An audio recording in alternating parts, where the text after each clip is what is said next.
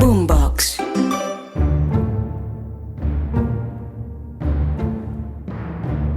El ELN es el único movimiento guerrillero colombiano que uno puede decir que fue derrotado militarmente totalmente.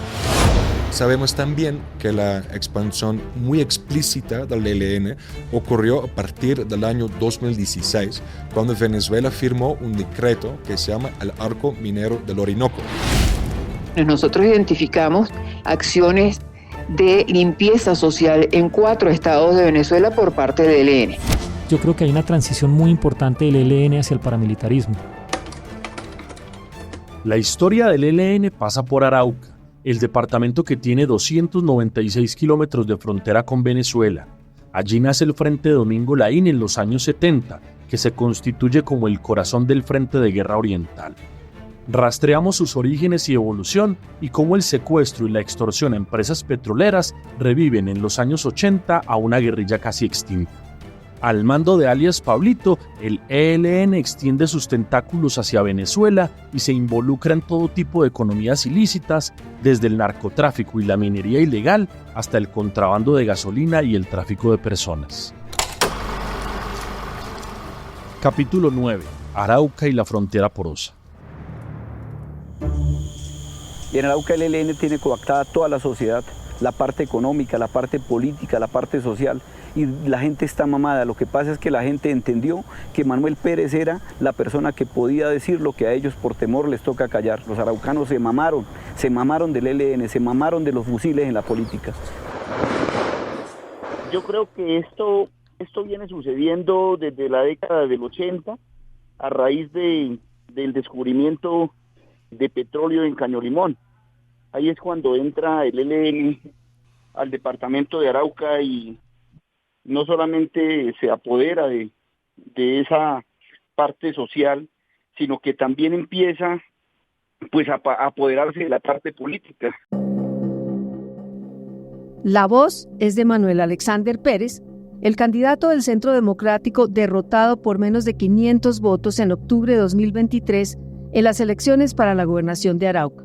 Según él, a esas elecciones el ELN les metió la mano. Incluso denuncia que su contendor, Renson Martínez, actual gobernador de Arauca, le dio 4.387 millones de pesos en contratos de obra pública en el pasado a un señalado miembro del Frente Domingo Laín del ELN, Johnny Alexander Bello Ortega, alias El Gordo Giovanni. Recursos públicos, muy seguramente con los cuales se compran armas para seguir asesinando, para seguir secuestrando, para seguir desplazando araucanos. Entonces, yo creo, como muchos araucanos, que la justicia tiene que actuar, porque nosotros estamos inermes, nosotros estamos indefensos ante una realidad social, ante una situación que viene pasando, que viene no de ahorita, sino que con el paso de los años se ha venido perfeccionando ese contubernio que ha habido entre la parte política y el grupo del ELN. Las denuncias sobre la tenaza del ELN a la política en Arauca son de vieja data. 2 exgobernadores hoy afrontan un juicio ante la Corte Suprema de Justicia por presuntamente haberle entregado entre 2012 y 2019 millonarios contratos a esa guerrilla. Se trata de José Facundo Castillo y Ricardo Alvarado Estene, capturados en octubre de 2021. La Fiscalía no tiene duda de que con los recursos públicos de Arauca, el ELN financia parte de su máquina de guerra. El fiscal Leonardo Cabana lo dice así, con todas sus letras, en la acusación contra los exmandatarios en 2022.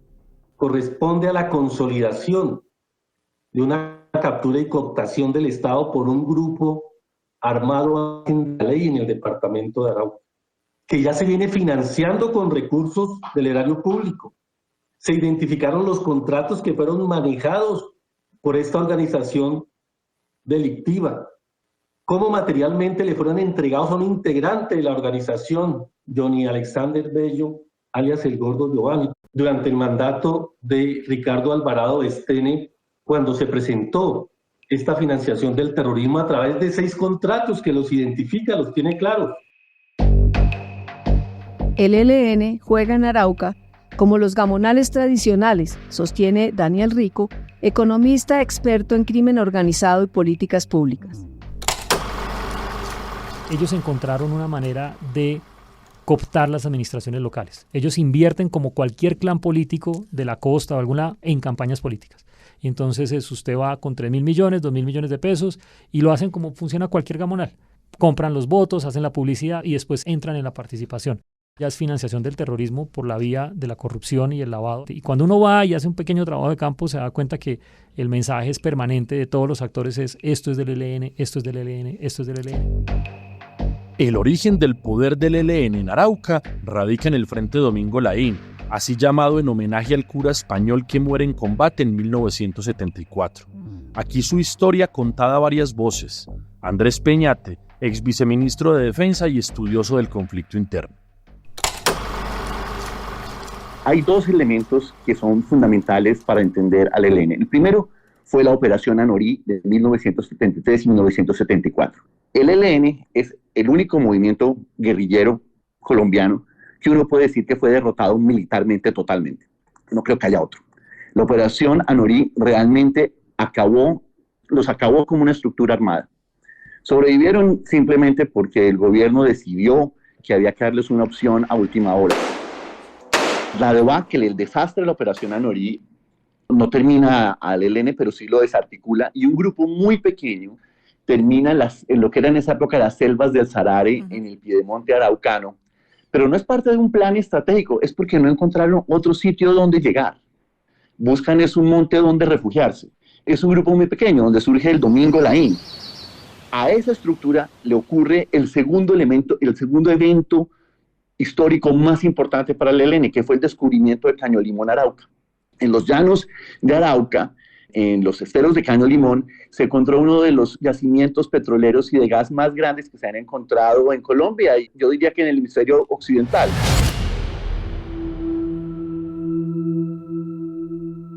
Pero antes del descubrimiento del pozo petrolero, el pequeño grupo de sobrevivientes de Anorí encuentra caldo de cultivo en un movimiento campesino surgido como protesta por el incumplimiento del Estado en su programa de reforma agraria, explica el sociólogo Andrés Aponte. El Frente Domingo Laín no se puede entender sin la política de parcelación que promovió el Estado a través del INCORA en los años 70 y todos los problemas que se derivaron de ahí. Se daba la tierra, pero muchos de esos campesinos pues entonces se encontraban con barreras muy importantes en el sentido en que no podían sanear su propiedad, no tenían las carreteras para conectarse a los circuitos económicos, tampoco tenían asistencia técnica, etcétera, y en ese momento pues estaba la NUC, promovida digamos en los años 60 por gobiernos reformistas, que le permitió a esos colonos campesinos, en su mayoría provenientes del Santander y de Boyacá, organizarse y reclamarle al Estado que cumpliera con toda la política de parcelación. El Estado respondió de manera represiva y esto sin duda alguna generó una serie de resentimientos dentro de los campesinos. Carlos Arturo Velandia, entonces estudiante de la Universidad Industrial de Santander y quien llega a ser comandante del Domingo Laín, cuenta cómo los campesinos buscan contacto con el ELN. Para aquella época, los que estábamos en Bucaramanga, en la UIS, Antonio García, Pablo Beltrán, otros más que no puedo mencionar, y estoy yo, somos la estructura del ELN más cercana a Arauca, al Frente Domingo Laín. Se establece un contacto y nosotros, la columna Miguel Pimienta se llamaba, ¿sí?, le brinda un apoyo al Frente Domingo Laín que están haciendo. Hasta ese momento era un pequeño grupito guerrillero, pero ese era un movimiento campesino. Eran campesinos, no sabían, no tenían mayor formación, y a mí me enviaron, sí, a darles la primera escuela guerrillera para ellos.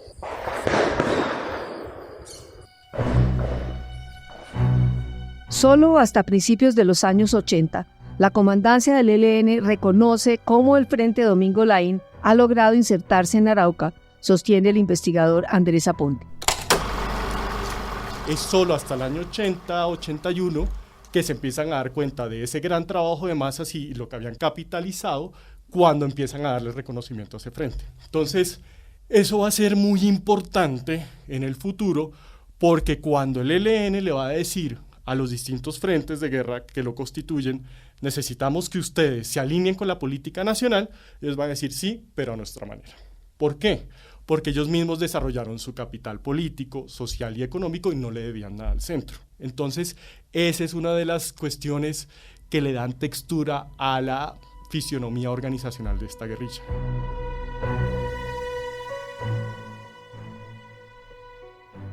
El ELN encuentra terreno propicio en la zona de colonización, donde se encuentra el Pozo Caño Limón, y paralelamente se empieza la construcción del oleoducto que debe transportar el crudo hasta Coveñas, en la costa Caribe. Habla María Victoria Llorente, directora de la Fundación Ideas para la Paz. Hay como una confluencia en donde el ELN, digamos, encuentra unas bases sociales que le permiten desarrollar su proyecto político y toda su agenda política en contra de la industria de hidrocarburos. Y por el otro lado, pues se da pues esta famosísima historia muy conocida de la Mannesmann, que estaban pues en la construcción del oleoducto, que termina pues dándole un oxígeno muy importante a la organización y que le permite rearmarse.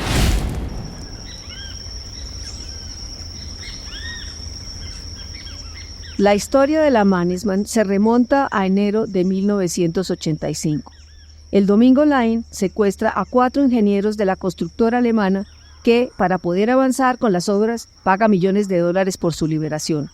Parte de esos dineros van a parar a las arcas del Comando Central. El ex viceministro Andrés Peñate lo explica. Entonces esta gente tiene que construir un oleoducto atravesando un territorio que ahora políticamente controla el Domingo Line. Cuando digo políticamente es porque controla a la gente, porque es capaz de movilizar a la gente. Entonces, una construcción de ese tipo en una comunidad tan frágil de colonos recién asentados como el Sarare genera muchos conflictos. Con los recursos que obtiene de la extorsión a las petroleras, el ELN empieza a suplantar al Estado en ese territorio, dice Gerson Arias, analista de la Fundación Ideas para la Paz y del Instituto de Paz de Estados Unidos. Y hay una persona muy clave que es el comandante Pablito, hoy en día miembro del Comando Central, que dice, oigan, es muy importante que cualifiquemos esto. Él siendo una persona, digamos, de un nivel muy básico, pero muy inteligente, dice, es necesario mirar hacia dónde vamos, ¿no? Y hay que construir poder popular, que es lo que dice el ELN en 1989. Entonces, digamos que cuando llega ahí, obviamente hay un salto y es vamos a negociar con los políticos tranquilamente. Entonces, si usted quiere estar acá, aquí le tengo los votos, acá hay algunos recursos. Es un avance muy significativo del ELN, que es posible, digamos, hacer la revolución desde la institucionalidad, ¿no?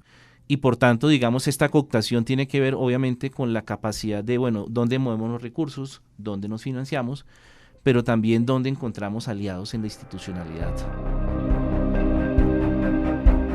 Clientelismo armado, lo llama el ex viceministro Peñate.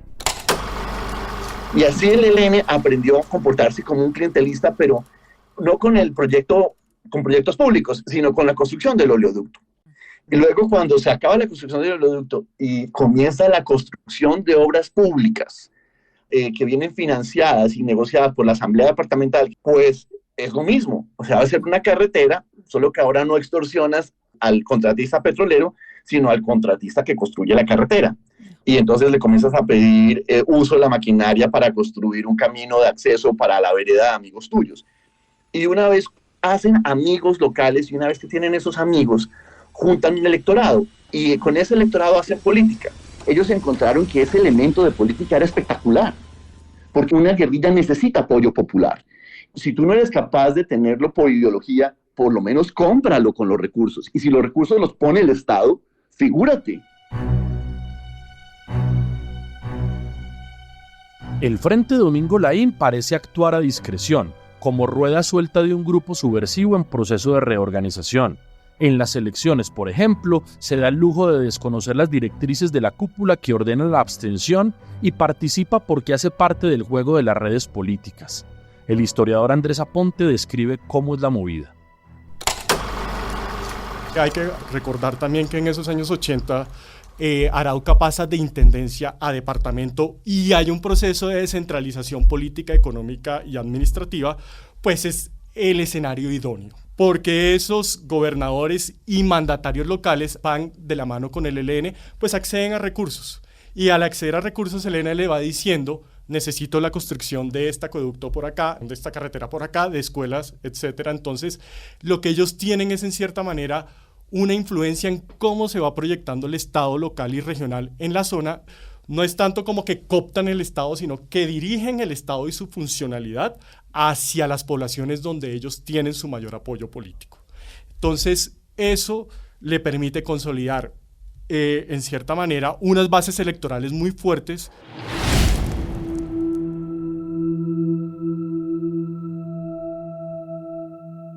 A cambio de favores y servicios, el Domingo Laín se asegura fidelidades en buena parte de los 7 municipios de Arauca. Funciona como las mafias, afirma el exviceministro Peñati. Las comunidades se someten para sobrevivir, por intereses políticos o económicos, muy pocas veces por convicción. Si el ELN ya sabe que tiene una gran probabilidad de ganar, que ya tiene un acuerdo, las elecciones ocurren sin problema. Pero si no es así, comienza a ser proselitismo armado, igual que las FARC. Y la pregunta es, ¿en qué momento lo logra? Pues cuando ese modelo, que comenzó con la intermediación de los recursos de la colonización, que siguió con la intermediación de la construcción del oleoducto, cuando ese modelo ya no es una cosa esporádica, sino ya es parte del sistema político, porque viene financiado por el flujo de regalías, es cuando el ELN se convierte en un cacique electoral importante de Arauca. En cierta manera, el Domingo Laín encuentra en la escuela la vida la combinación de formas de la lucha que las FARC encontró en los libros de texto. La combinación incluye la participación en la elección popular de alcaldes, el secuestro, la extorsión y los atentados contra la infraestructura petrolera que usa como castigo por el no pago de extorsiones, pero también para generar trabajo con la reparación del tubo, reivindicar el discurso de la soberanía sobre los recursos naturales o mostrar fortaleza en la antesala de diálogos de paz. Un variado menú de violencias que convierte al ELN en actor dominante de la vida araucana. María Victoria Llorente, directora de la Fundación Ideas para la Paz. Entonces, digamos que ahí hay como un proceso y que es lo que explica, de cierta manera, la forma como el ELN ha logrado mantener esa región específica del Arauca como su bastión más importante y su núcleo de fortaleza más importante a través de las últimas décadas, porque tienen una fortaleza en términos políticos y de arraigo social por un lado, y por el otro lado pues logran reconstruir una base de respaldo militar y de finanzas que no tienen que ver con el narcotráfico, sino que están asociadas precisamente con el desarrollo que se da en toda esta región alrededor de la industria, las regalías y el control que ellos empiezan a tener sobre las autoridades locales, la contratación local. Nada más, pues recientemente los 2 últimos gobernadores de Arauca pues tienen procesos en marcha precisamente por desviar recursos hacia el ELN. La ejecución del obispo Jesús Emilio Jaramillo Monsalve en 1989 es la muestra más cruel y descarnada del control violento que ejerce el ELN en el departamento. Con la más profunda tristeza, la Conferencia Episcopal y toda la Iglesia de Colombia recibimos la dolorosa noticia del vil, despiadado y sacrílego asesinato del señor obispo Monseñor Jesús Emilio Jaramillo Monsalve, pastor de la Iglesia de Arauca. Invitamos a todos los católicos de Colombia a que, sin dejarse intimidar o desanimar, nos acompañen en la oración, en la solidaridad, con el convencimiento de que los asesinos pueden matar los cuerpos, pero no el alma, como enseña el Maestro, pastor de los pastores. No obstante, a principios de la década del 2000, 3 factores se conjugan para resquebrajar el dominio del ELN en esa región. La llegada del bloque paramilitar Vencedores de Arauca, que avanza arrasando con todo lo que huele a subversión. El ascenso de un presidente de derecha como Álvaro Uribe Vélez y su política frontal contra las guerrillas, y las movidas de las FARC para copar parte del territorio. El Frente de Guerra Oriental retrocede ante la ofensiva militar y la cúpula del ELN encuentra refugio en Venezuela. A mediados de la década del 2000 estalla una guerra brutal con las FARC. El político araucano Manuel Pérez la recuerda así. Esa primera guerra del ELN y la FARC, yo casualmente era el personero en el municipio de Tame. Entonces, ¿qué pasó?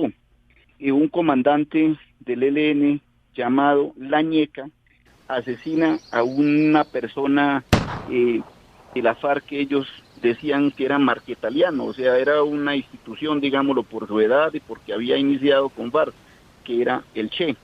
La FARC toma represalias contra Lañeca, lo asesinan luego y arranca la guerra entre el 2005 y el 2011, una guerra supremamente complicada.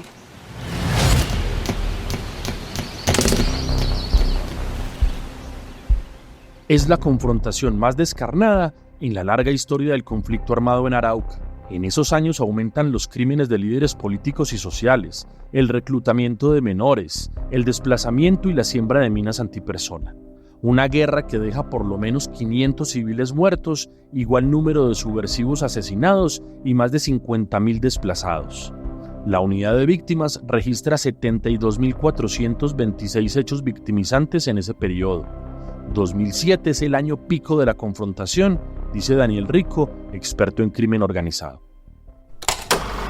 El momento más álgido de la confrontación es el año 2006, 2007. Incluso había como un caso particular y es que los dos comandantes que estaban enfrentados, el de las FARC y el del ELN, eran primos. Y una confrontación drástica y dura en el proceso. Tan dura como pudo haber sido la confrontación entre FARC y paramilitares.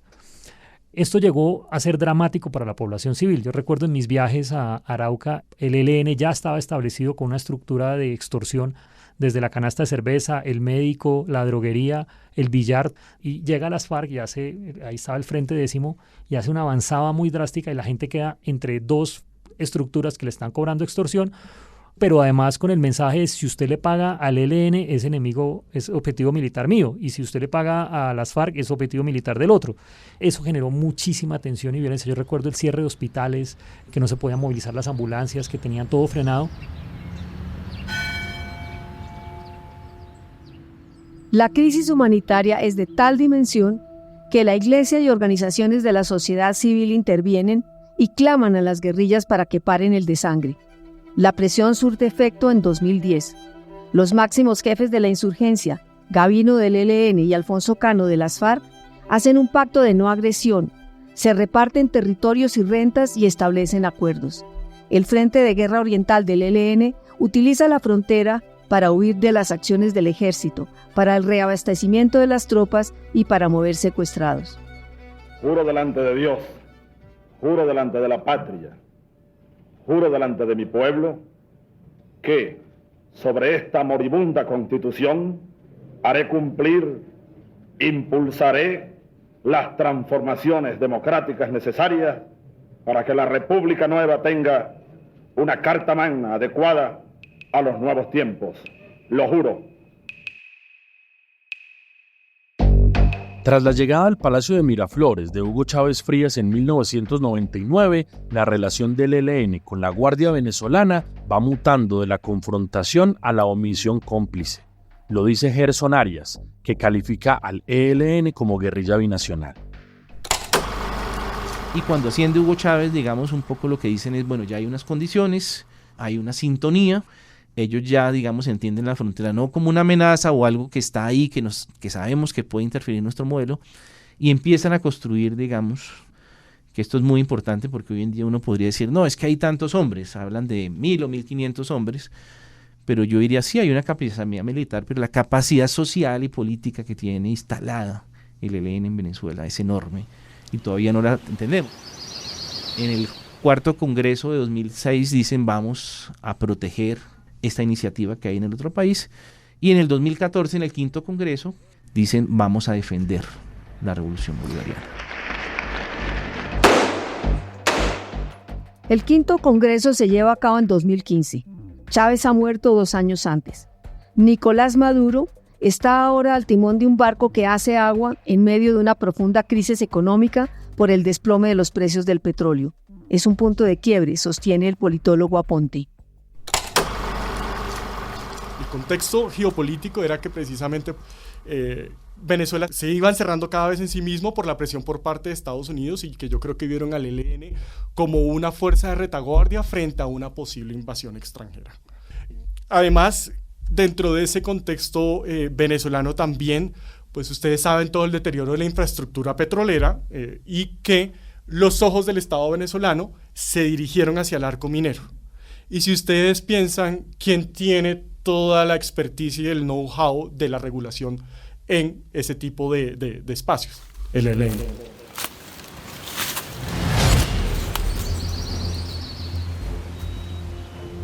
Alias Pablito, comandante del Frente Oriental, es el hombre clave en ese proceso. Tiene su base de operaciones en el Alto Apure y a lo largo del río Arauca, que separa a Colombia de Venezuela. Allí se establece tras su espectacular fuga de una cárcel de Arauca en 2009, un año después de su captura. Aunque es uno de los comandantes más fuertes del ELN y punta de lanza de la expansión hacia Venezuela, niega la presencia de esa guerrilla en ese país y asegura, en una de las pocas entrevistas que ha dado a los medios, que está en Colombia. Organizaciones que hacen investigación de campo en Venezuela lo desmienten. Habla Abraham Ebus, consultor de International Crisis Group. Sabemos que desde hace menos unos 20 años que hay integrantes del ELN que se desplazaban por el río Orinoco, entraban a las zonas sur de Venezuela para empezar a mirar oportunidades de minería. Oportunidades de expansión económico, pero sabemos también que la expansión muy explícita del ELN ocurrió a partir del año 2016, cuando Venezuela firmó un decreto que se llama el Arco Minero del Orinoco, una alternativa económica para el sector petrolero que efectivamente se cayó por completo en Venezuela. Sabíamos que Venezuela no es un país minero histórico como Brasil o el otro vecino Colombia, y con la poca experiencia que tenía, además con un gobierno supremamente corrupto, teníamos mucho miedo de los daños ecológicos que podían estar haciendo empresas estatales o empresas mixtas, que anunció en ese entonces Nicolás Maduro.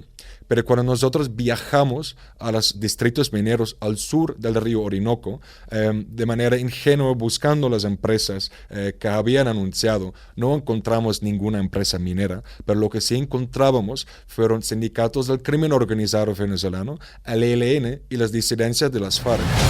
Tanto a la cadena de suministro del despacho de cocaína y marihuana como la minería ilegal de oro, vemos el ELN involucraron todos los eslabones.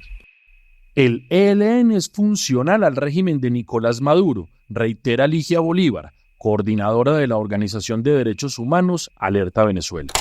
Incluso desde la época de Chávez hubo una confrontación muy fuerte con el presidente Uribe, y en ese momento se le comienza a dar la bienvenida a los grupos armados colombianos en territorio venezolano, hasta el punto de que ya no es un tema fronterizo. Ya el ELN está en muchos estados de Venezuela, desde lo que sería el suroccidente de Venezuela, que es la frontera con Arauca, por ejemplo, hasta el nororiente, que ya es la salida por el delta del Orinoco hacia el Mar Caribe. O sea, es por toda la zona, por todo el territorio, no solamente en espacios fronterizos.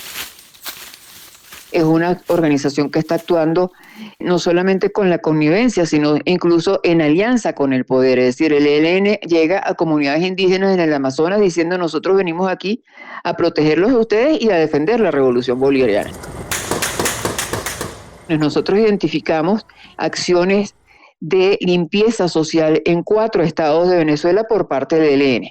Eso, en el caso de Colombia, es una acción que hacen los grupos paramilitares, no la guerrilla, ¿no? Entonces, ahí tenemos otro tipo de actuación donde se hace de nuevo en coordinación con una autoridad local. Las acciones violentas del ELN se han trasladado a Venezuela, sostiene el consultor Ebus. Sabemos que la ELN ha funcionado muy bien al Estado venezolano también como un grupo de choque. Lo vemos por toda la frontera con Colombia. En la frontera entre La Guajira y Zulia, vimos que la ELN enfrentó una banda local que se llama La Zona, Claramente, en la frontera entre el norte de Santander y Táchira, el ELN arremetió muy fuertemente contra los rastrojos y apoyó en esto a las fuerzas de seguridad venezolanas. En Apure, el ELN también ha combatido el Frente 10 de las FARC, y en Amazonas también sabemos que el ELN tiene una posición muy estratégica en zonas de producción minera, pero también rutas de narcotráfico. Y de última, sabemos que el ELN está estratégicamente también con presencia en la frontera con Guyana. Vemos que el ELN ha tenido un cierto funcionamiento de combate, de seguridad y control de zonas fronterizas y de producción económica. El rompimiento de relaciones entre Colombia y Venezuela durante el gobierno de Iván Duque agrava más las tensiones en la frontera. El mandatario considera ilegítimo el gobierno de Maduro y promueve un cerco diplomático para sacarlo del Palacio de Miraflores, pero fracasa rotundamente. Tenemos que pedir que Venezuela se libere de la dictadura y que retorne a la democracia, porque es la democracia donde se ejercen las libertades a plenitud.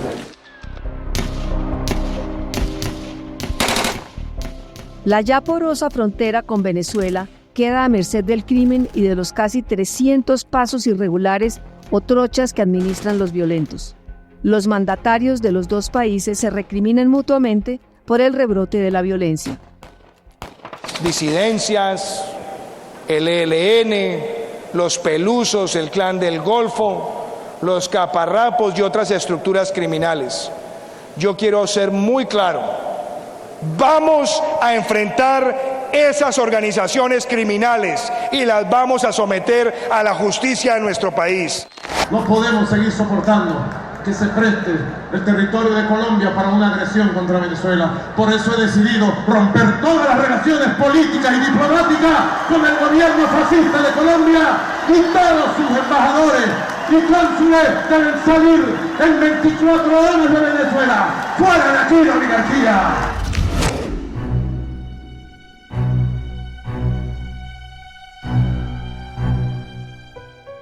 El ELN es hoy el actor armado no estatal más fuerte en Venezuela.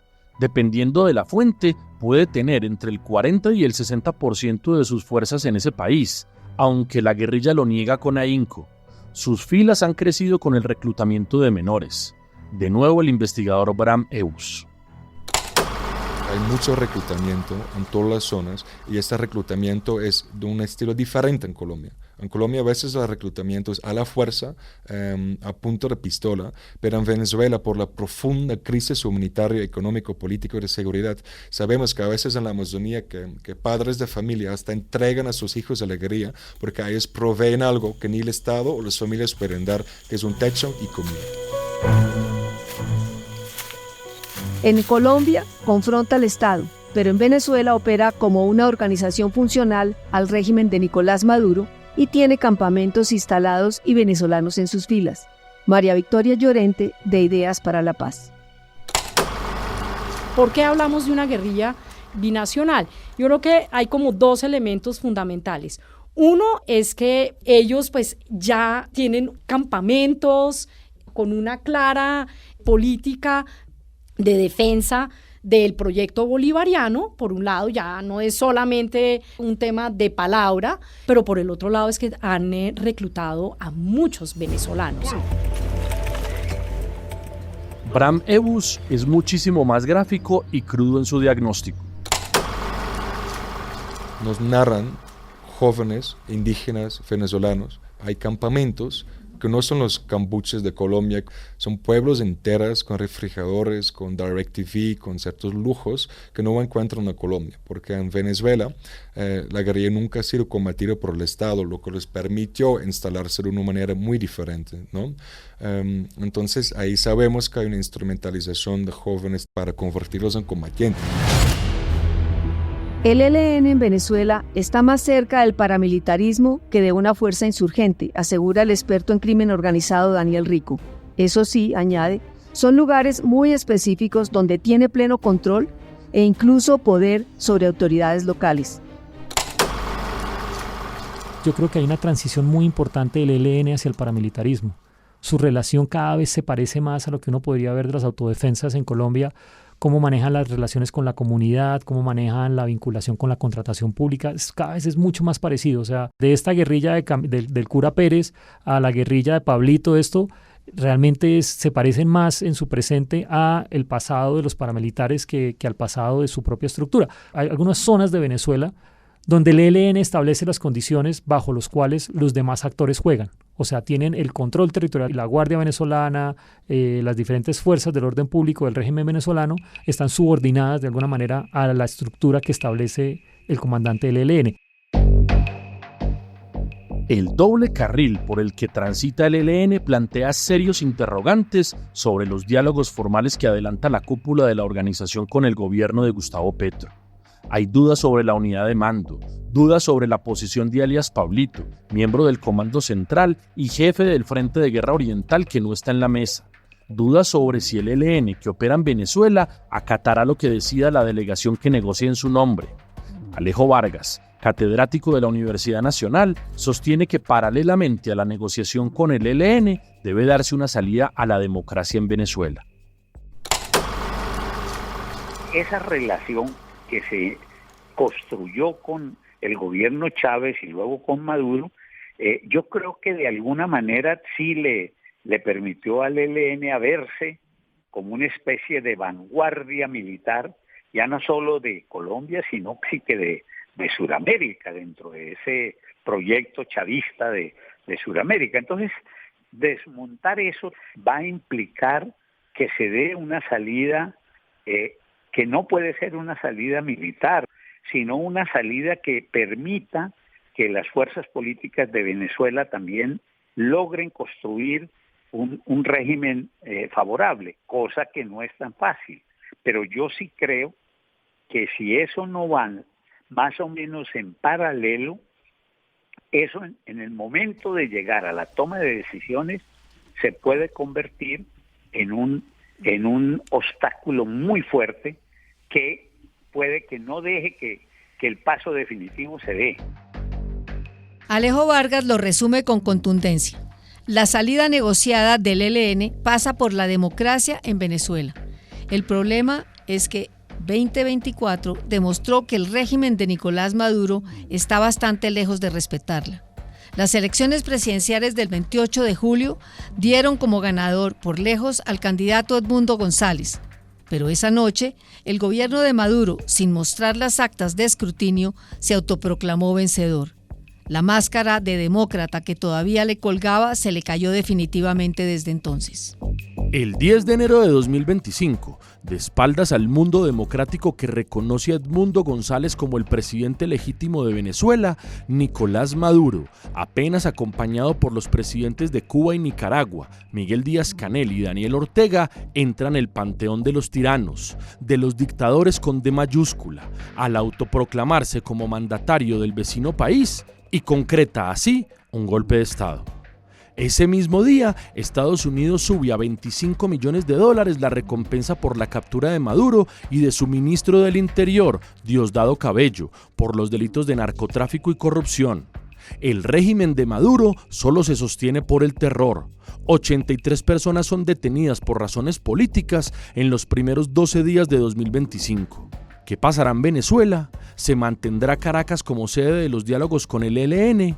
Las incógnitas sobre el futuro del régimen madurista y el proceso con esa guerrilla son cada vez mayores.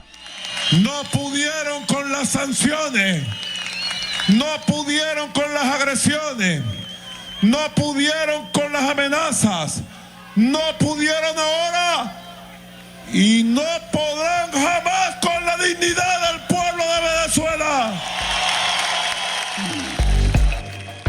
Desde esa perspectiva se pronuncia el consultor Bram Ebus. Yo también creo que el pueblo venezolano merece saber cuál es la agenda política, social, económica y militar del ELN en Venezuela, porque no la hemos sabido todavía, pero sabemos que están por todos los lados.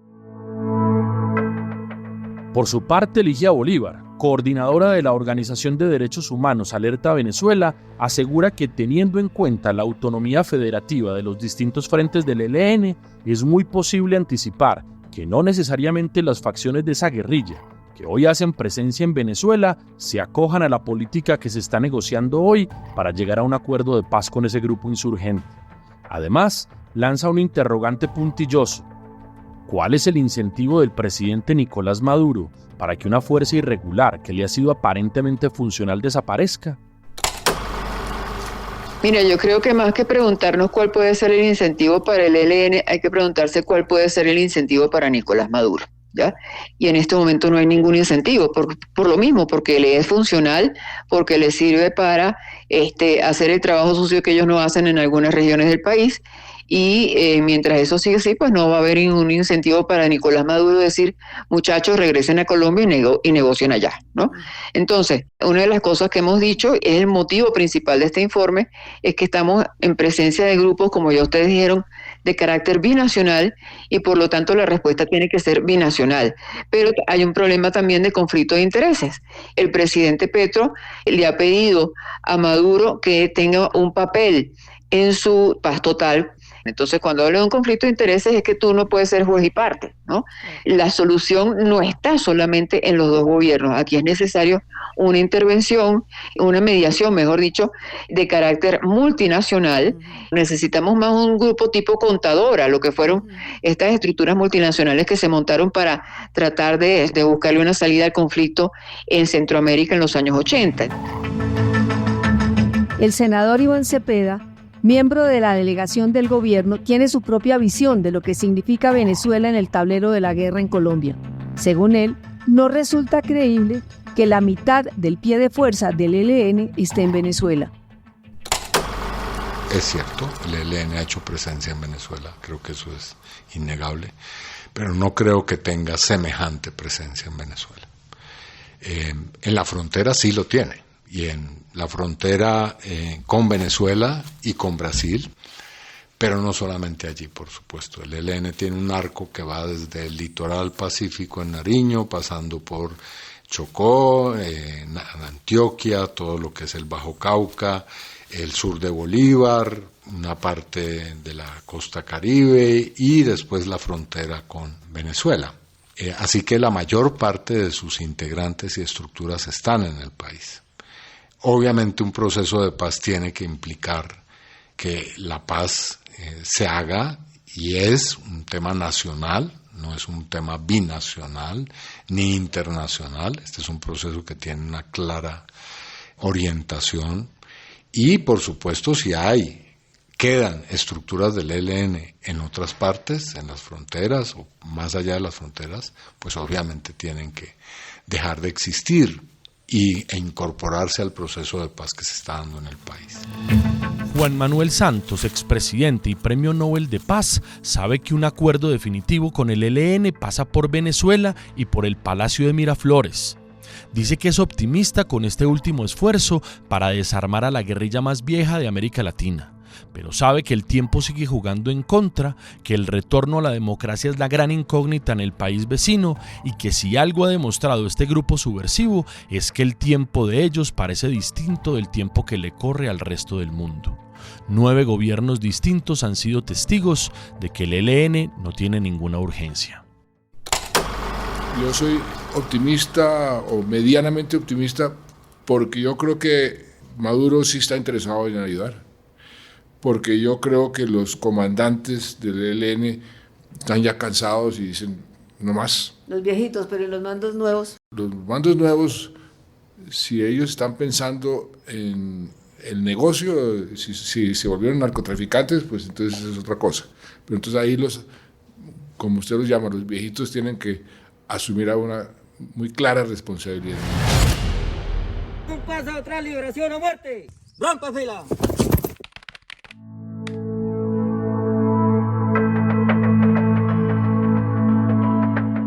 El domingo 17 de marzo de 2024, la revista Cambio publica un extenso reportaje sobre el Frente Domingo Laín, su historia, la influencia de la teología de la liberación y lo que espera el ELN de este proceso de paz.